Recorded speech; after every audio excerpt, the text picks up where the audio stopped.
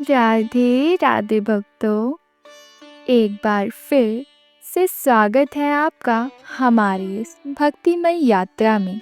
जैसा कि आप जानते हैं, माघ मास स्वयं में एक अमृत कलश है। इस महीने में किए गए छोटे से छोटे पुण्य कर्म भी हमें अक्षय फल की ओर ले जाते हैं। प्रिय दर्शकों, हमने पिछले अध्यायों में माघ मास के महात्म को समझा, धर्म कर्म की महिमा को जाना, और अब आज हम प्रवेश करने जा रहे हैं माघ मास महात्म के अध्याय 5 में, जो हमें जीवन के एक और गहरे रहस्य से परिचित कराएगा। तो आइए श्रद्धा और भक्ति के साथ इस पवित्र कथा के अगले चरण को सुनते हैं और जानते हैं कि आज के अध्याय में धर्मराज युधिष्ठिर और महर्षि जैमिनी के संवाद में कौन सा दिव्य ज्ञान छिपा है। तो तैयार हो जाइए इस पवित्र गंगा के ज्ञान में डुबकी लगाने के लिए। दत्तात्रेय जी कहते हैं कि हे राजन, एक प्राचीन इतिहास कहता हूँ। भृगुवंशी में ऋषिका नाम की एक ब्राह्मणी थी जो बाल्यकाल से ही विधवा हो गई थी। वह रेवा नदी के किनारे विंध्याचल पर्वत के नीचे तपस्या करने लगी। वह जितेंद्रिय, सत्यवक्ता, सुशील, दानशीलता तथा तप करके देह को सुखाने वाली थी। वह अग्नि में आहुति देकर उच्च व्रत द्वारा छठे काल में भोजन करती थी। वह वक्काल धारण करती थी और संतोष से अपना जीवन व्यतीत करती थी। उसने रेवा और कपिल नदी के संगम में 60 वर्ष तक माघ स्नान किया और फिर वहीं पर उसकी मृत्यु हो गई।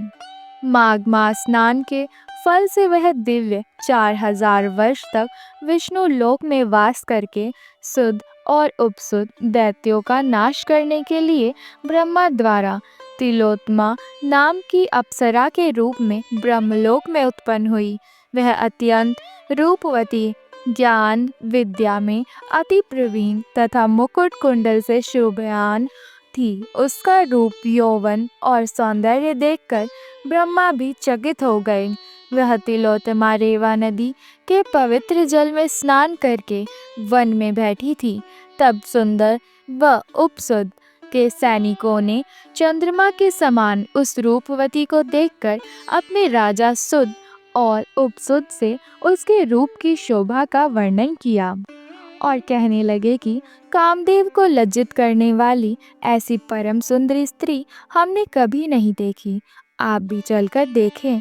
तब वह दोनों मदिरा के पात्र रखकर वहां पर आए जहां पर वह सुंदरी बैठी हुई थी, और मदिरा के पान विंजल होकर काम क्रीड़ा से पीड़ित हुए और दोनों ही आपस में उस स्त्री रत्न को प्राप्त करने के लिए विवादग्रस्त हुए और फिर वह आपस में युद्ध करते हुए वहीं समाप्त हो गए। उन दोनों का मरा हुआ देखकर उनके सैनिकों ने बड़ा कोलाहल मचाया और तब आए तिलोत्तमा काल रात्रि के समान उनको पर्वत से गिराती हुई 10 दिशाओं में प्रकाशमान हुई, आकाश में चली गई और देव कार्य सिद्ध करके ब्रह्मा के सामने आई। तो ब्रह्मा जी ने प्रसन्नता से कहा कि हे चंद्रवती, मैंने तुमको सूर्य के रथ पर स्थान दिया। तब तक आकाश में सूर्य स्थित है, नाना प्रकार के भोगों को भोगो। सो हे राजन, वह ब्राह्मणी अब भी सूर्य के रथ पर माघ मास स्नान के उत्तम भोगों को भोग रही है। इसीलिए श्रद्धावान पुरुषों को उत्तम गति पाने के लिए यत्न के साथ माघ मास में विधि पूर्वक स्नान करना चाहिए। ओम नमो भगवते वासुदेवाय नमः। तो प्रिय दर्शकों, यह था माघ मास महात्म का अध्याय 5। हमने देखा कि कैसे सत्य, निष्ठा और धर्म के मार्ग पर चलने से हमारे जीवन के बड़े से बड़े संकट दूर हो सकते हैं और माघ स्नान का संकल्प हमें सांसारिक बंधनों से मुक्ति दिलाता है। यदि इस कथा ने आपके हृदय को छुआ हो और आपके ज्ञान को बढ़ाया हो तो इस वीडियो को लाइक करके हमारा उत्साह अवश्य बढ़ाएं। इस पवित्र कथा को अपने परिवार, और मित्र के साथ साझा शेयर अवश्य करें, ताकि वे भी इस माघ मास के पुण्य को प्राप्त कर सकें। और हाँ, माघ मास की ऐसी ही भक्तिपूर्ण और ज्ञानवर्धक कथाओं को लगातार सुनने के लिए हमारे चैनल को सब्सक्राइब करना ना भूलें और बेल आइकन को ज़रूर दबाएं। हम जल्द ही मिलेंगे माघ मास महात्म्य के अध्याय 6 में एक नए ज्ञान और एक नई शिक्षा के साथ। तब तक के लिए स्वस्थ रहें, सुरक्षित रहें। राधे राधे।